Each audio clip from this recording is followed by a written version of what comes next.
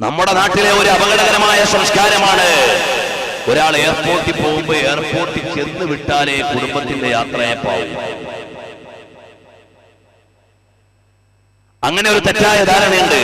വീട്ടിൽ നിന്ന് നന്നായി സലാം പറഞ്ഞ് റാഹത്തായി യാത്രയാക്കുക, അതാണ് ഭാര്യമാര് ചെയ്യേണ്ടത്, അതാണ് ഉമ്മമാര് ചെയ്യേണ്ടത്. അല്ലാതെ ഭർത്താവ് പോകുമ്പോഴേക്ക് അവിടെയുള്ള വിസിറ്റേഴ്സ് ഗാലറിയിൽ ടിക്കറ്റ് എടുത്തിരുന്ന് എമിഗ്രേഷനിലേക്ക് കയറുന്നത് വരെ കണ്ടാലേ സ്നേഹമാകൂ എന്നത് തെറ്റാണ്.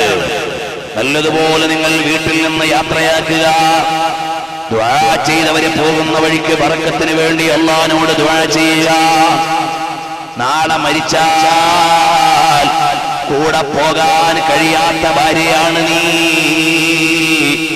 നാളെ മരിച്ചാൽ കൂടെ കൂട്ടാൻ കഴിയാത്ത ഭർത്താവാണ് നീ. പിന്നെയാണോ ഈ ഒരു ചെറിയ യാത്രയ്ക്ക് വേണ്ടി വലിയ വൈകാരികമായി എയർപോർട്ടിൽ പോയി നിൽക്കുകയാണ്. ഇറങ്ങുന്ന സ്ഥലത്ത് എത്രയോ മണിക്കൂർ മുമ്പ് വന്ന് കെട്ടിക്കൂടി കിടക്കുകയാണ്.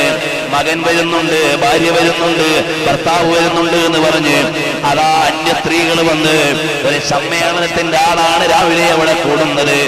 എന്തിനാണ് സഹോദര എയർപോർട്ടിൽ ഇറങ്ങിയിട്ട് വീട്ടിലേക്ക് വന്ന് റാഹത്തായി കയറുമ്പോ സന്തോഷത്തോടെ സ്വീകരിക്കാൻ ആഭ്യന്തരം വീട്ടിലാണ് നിൽക്കേണ്ടത്.